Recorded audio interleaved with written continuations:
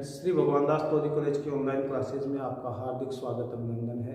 आज अपन बात कर रहे हैं बीएससी पार्ट फर्स्ट के टॉपिक बेंजीन की, जिसमें काफ़ी रिएक्शन अपन पढ़ चुके हैं। कुछ बची हुई रिएक्शन हैं, उनके बारे में बात करेंगे अपन। तो एक रिएक्शन और आती है जिसका मैं आपसे जिक्र करूँ तो देखो, मान लीजिए मेरे पास में कोई बेंजीन है,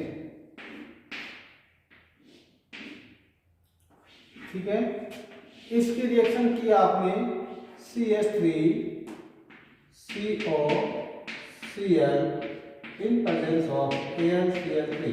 कौन सी अभिक्रिया है? ये अभिक्रिया है आपकी फ्रीडल क्राफ्ट एसिडीकरण, फ्रीडल क्राफ्ट एसिलेशन, ठीक है। इसमें होता क्या है, ये आपका निकल जाएगा और ये बन जाएगा C+। इसका अटैक आप रिंग पे करेंगे तो क्या बन जाएगा आपके पास में, ये आ जाएगा COCH3, ठीक है।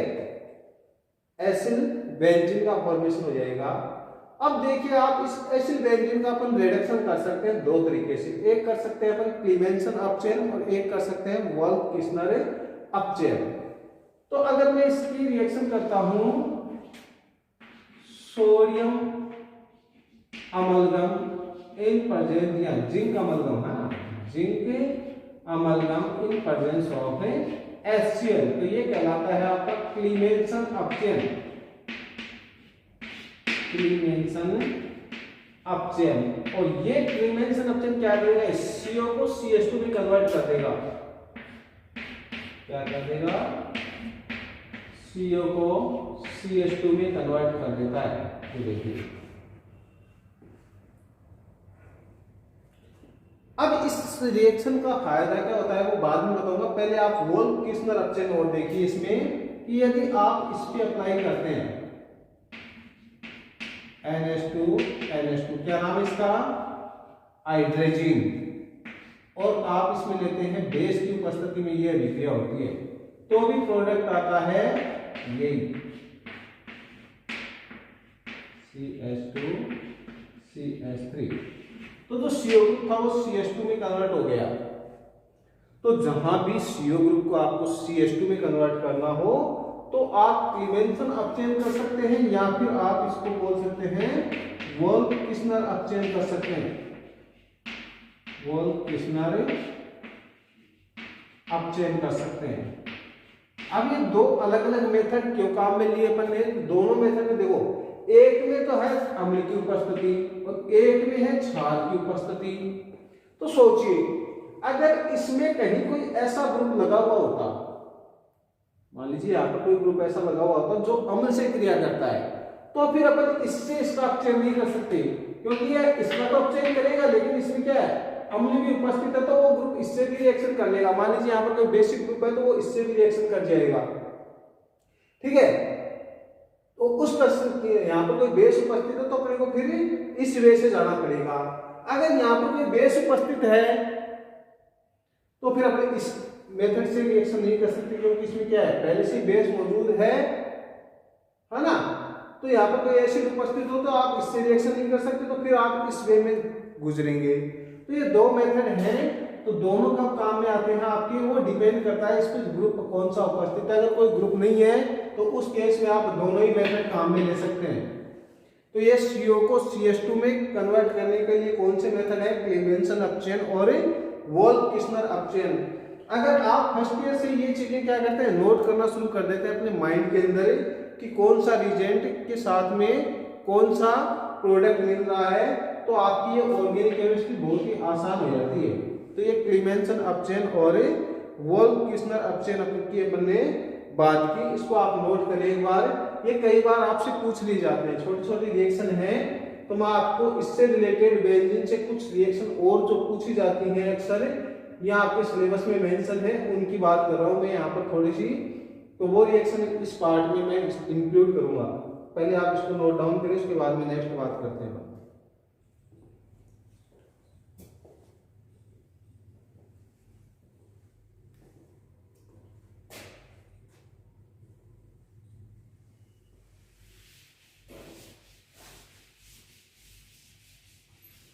एक रिएक्शन और देखिए आप, जिसमें मैं लेता हूं, चलो मैं इसको बैक से चलाता हूं रिएक्शन को। मान लीजिए आपके पास में कोई बेंजीन है, आपको ये वापस क्या होंगे, रिएक्शन थोड़ी सी रिकॉल हो जाएंगी, इसलिए मैं चला रहा हूं। आपने लिया यहां पर Br2 प्लस AlBr3, या आपने लिया FeBr3,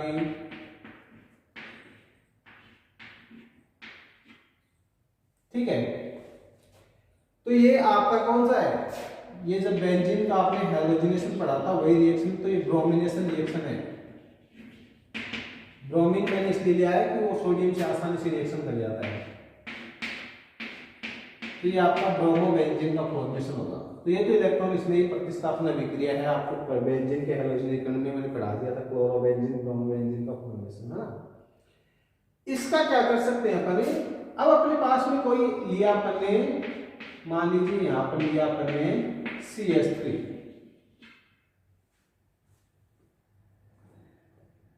यहां पर इसको थोड़ा सा मैं चेंज कर रहा हूँ, यहाँ पर मैं आपको थोड़ा एग्जाम्पल से बताता हूँ। मान लीजिए यहाँ पर अपन ने लिया 2 सोडियम के मॉलिक्यूल और अपन ने लिया यहाँ पर एक CH3Hc, क्या लिया, CH3Br ले लेते हैं मेथिल ब्रोमाइड। तो देखो यहाँ से क्या होता है इस रिएक्शन में, ये 2 सोडियम 2 ब्रोमीन ये निकल जाते हैं और क्या बना लेते हैं, ये आपका बनता है CH3।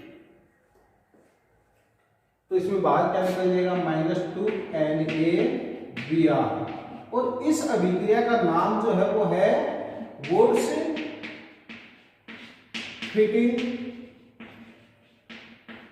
अभिक्रिया। वुड्स फिटिंग अभिक्रिया इसको बोलते हैं।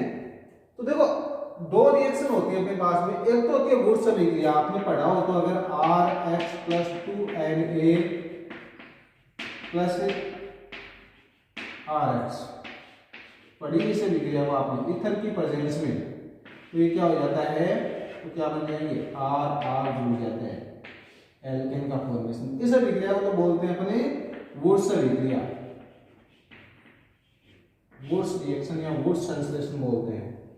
एक रिएक्शन होती है आपकी ये, क्या आपका ये H जुड़ा हुआ है, प्लस आपने लिया 2 सोडियम, प्लस आपने लिया यहाँ पर भी आपने H जोड़ रखे हैं, तो ये क्या होता है आपका यूं निकल जाता है ये, और ये आपकी 2 रिंग है वो बाइफेनिल का फॉर्मेशन करते हैं आपस में जुड़ करके, इसको बोलते हैं फिटिंग रिएक्शन। ये वुड्स अभिक्रिया है और ये फिटिंग रिएक्शन है।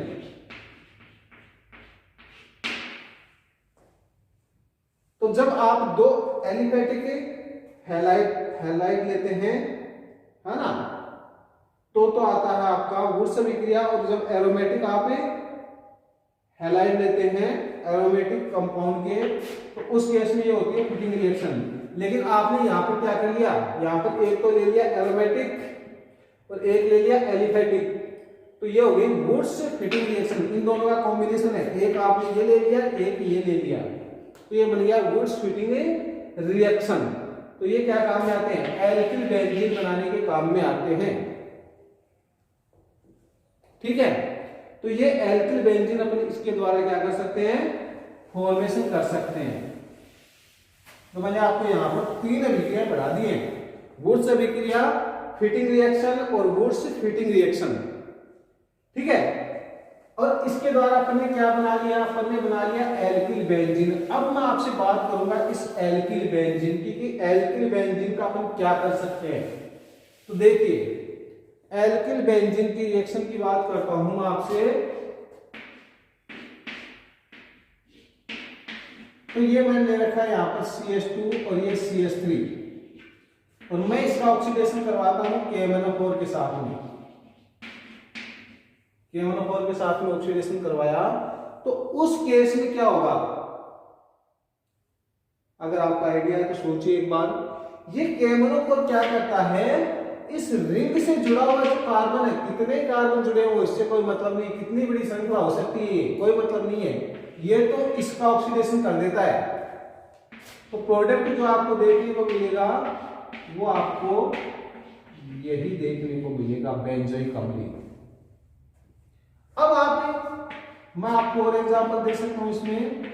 जैसे मान लीजिए यहाँ पर CH3 है, आपने लिया KMnO4, इसका ऑक्सीडेशन करेंगे तो भी इसी का ऑक्सीडेशन करेगा। तो यही प्रोडक्ट देखने को मिलेगा। अगर मैं इसको और बढ़ा देता हूं,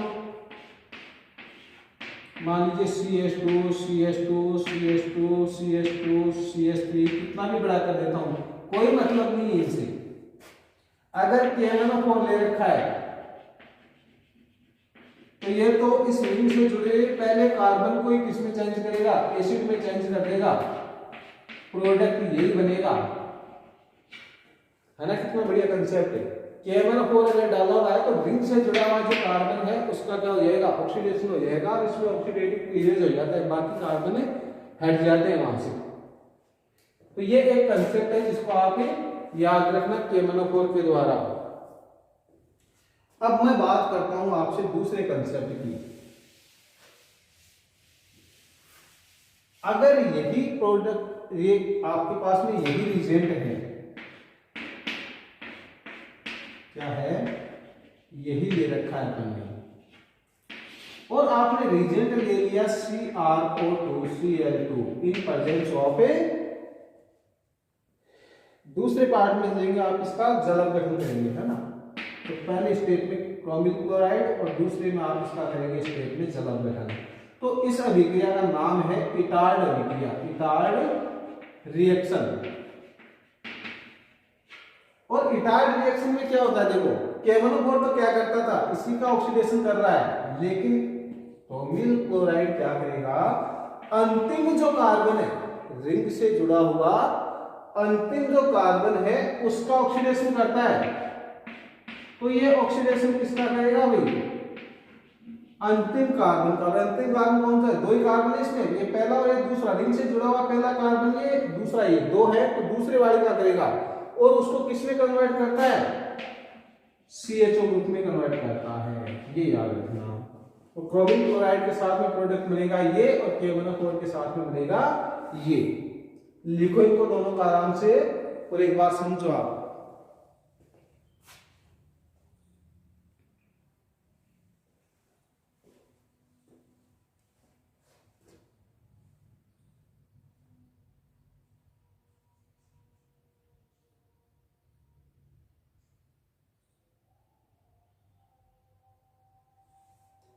अब कुछ और रिएक्शन मैं आपको बताता हूं इसकी।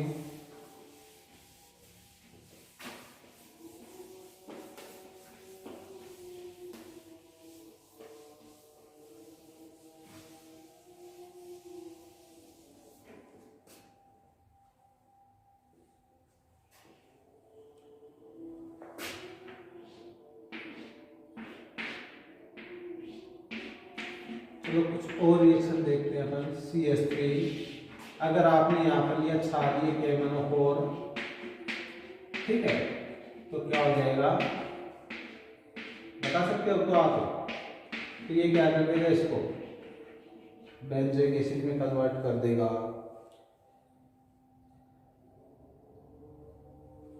अगर आप इसको रिएक्शन करते हैं मैंगनीज डाइऑक्साइड से, MnO2 से, इन प्रेजेंट ऑफ एसिड, इसके साथ में गर्म करते हैं, तो देखो यहाँ पर प्रोडक्ट क्या बनेगा, यहाँ पर प्रोडक्ट बनेगा आपका ये CHO। अगर आप इन कंसेप्ट को नहीं समझ पा रहे हैं तो आप इससे पहले वाली वीडियो है वहीं तक देखना।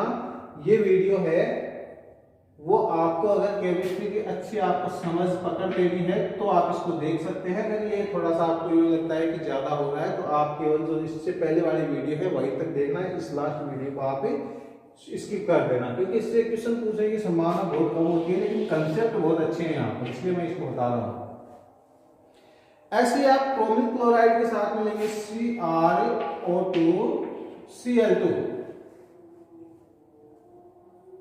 और इसके साथ में लेंगे आप दूसरी स्टेप में वाटर। तो मैंने आपको बताया था ये इटार्ड अभिक्रिया है, इसके द्वारा भी इसको किसमें बदला जाता है, CHO में, क्योंकि अंतिम कार्बन यही है, एक कार्बन है तो इसी को बदलेगा।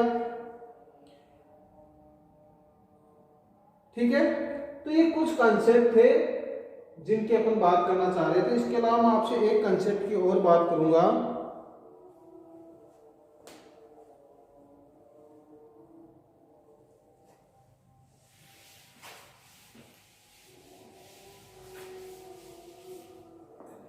एक कंसेप्ट की और बात करता हूं आपसे।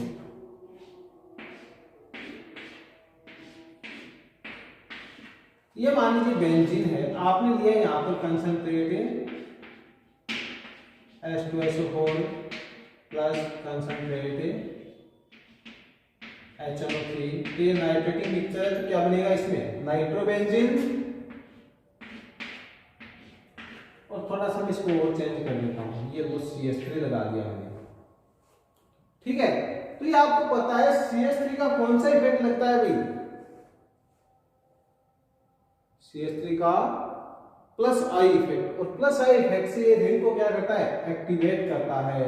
तो ये CH3 क्या है, ध्यान देना, ये एक्टिवेटिंग ग्रुप है, एक्टिवेटिंग ग्रुप है। और साथ में क्या है, आने वाले समूह को कहा, आने वाला समूह कौन सा इसमें, इससे आएगा NO2+, ये रिजल्ट क्या देंगे, यही तो देंगे। अब इसको कहां बैठना है ये डिसाइड ये करेगा, क्योंकि रिंग पर जुड़ा हुआ है, तो ये डिसाइड करेगा कि नाइट्रोनियम आयन कहां जुड़ेगा। तो इसका प्रभाव क्या है, ऑर्थो और पैरा, या तो ये ऑर्थो पे जुड़ेगा या फिर पैरा पे जुड़ेगा। तो उस केस में क्या हो सकता है, या तो आप इसको ऑर्थो पे जोड़ सकते हैं या आप इसको जोड़ सकते हैं पैरा पर।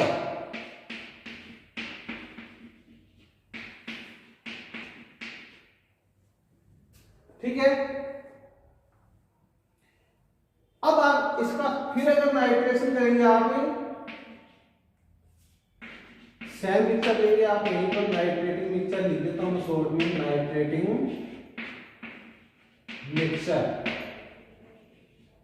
तो उस केस में क्या हो जाएगा, उस केस में आपका प्रोडक्ट जो होगा वो ये होगा, इसकी दोनों ऑर्थो पे भी क्या आ जाएंगे, नाइट्रो ग्रुप पे, और पैरा पे भी क्या आ जाएगा, नाइट्रो ग्रुप पे। तो ये जो प्रोडक्ट बनता है इसका नाम क्या है, इसका नाम है 2,4,6 ट्राइनाइट्रोटोलुइन, जिसको अपन शॉर्ट में क्या बोल सकते हैं, TNT बोल सकते हैं। और ये TNT क्या होता है, एक विस्फोटक होता है।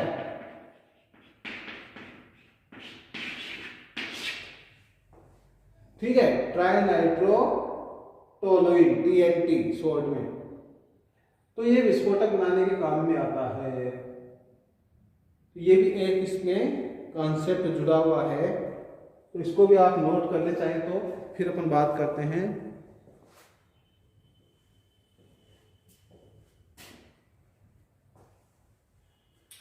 एक कंसेप्ट की और बात करूंगा मैं आपसे लास्ट में।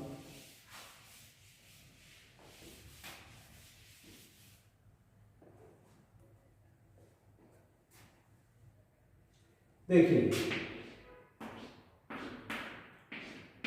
ये आपके पास में जुड़ा हुआ है CH3, आप इस पे अप्लाई कर रहे हैं Cl2 क्लोरीन, है ना, इन प्रेजेंस ऑफ सनलाइट। तो क्या होगा भाई, पहले तो आपने बताया प्रोडक्ट क्या होगा इसमें, ये रिंग पे अटैक करेगा या इस साइड चेन पे अटैक करेगा। तो दो रिएक्शन लिखा हूं मैं, दोनों कंपैरिजन करके देख लेना आपने। एक तो Cl2 लिया मैंने AlCl3 की प्रेजेंस में, तो अपने को पता है क्या बन जाता है, क्लोरोबेंजीन बन जाता है। ठीक है, एक आपने लिया है इसके साथ में, तो क्या होगा, तो देखो ये साइड चेन पे अटैक करेगा भाई, CH2Cl माइनस HCl, फिर आप अप्लाई कर देंगे इस पे Cl2H, तो क्या हो जाएगा, CHCl2, फिर आप इस पे अप्लाई कर देंगे Cl2 in presence of light, तो क्या बन जाएगा CCl3 बन जाएगा। ठीक है, और इस पे आप अप्लाई कर देंगे NBS, एन ब्रोमो सक्सिनिमाइड, तो इसका क्या हो जाएगा, ब्रोमोनेशन हो जाएगा CH2Br। और इस पे यदि आप अप्लाई कर देंगे NCS, N bromo N chloro succinimide, तो बन जाएगा फिर ये आपका CH2Cl। ठीक है, इस कंसेप्ट में और आप ऐड कर सकते हैं कि यदि आप इसमें अप्लाई करते हैं क्या, KOH, कौन सा, एक्वस, तो ये तीनों Cl है वो क्या हो गया यहाँ पर, देखो बता देता हूँ आपको, COH OH OH, तीनों क्लोरीन की जगह क्या आ जाएंगे, OH, और यहाँ से क्या निकल जाएगा, एक वाटर मॉलिक्यूल निकल जाएगा। तो ये किसमें कन्वर्ट हो जाता है, तो ये कन्वर्ट हो जाता है आपका COOH में। ठीक है, तो ये इस तरह से अपन इस ऑर्गेनिक केमिस्ट्री को क्या कर सकते हैं, काफी अच्छे से इसमें प्ले कर सकते हैं। अगर अपनी कोई कंसेप्ट पता हो तो इससे क्या बन सकता है, इससे क्या बन सकता है, इस तरह से आगे चल सकते हैं अपन। ठीक है, तो आज के लिए इतना ही। Thank you, best of luck.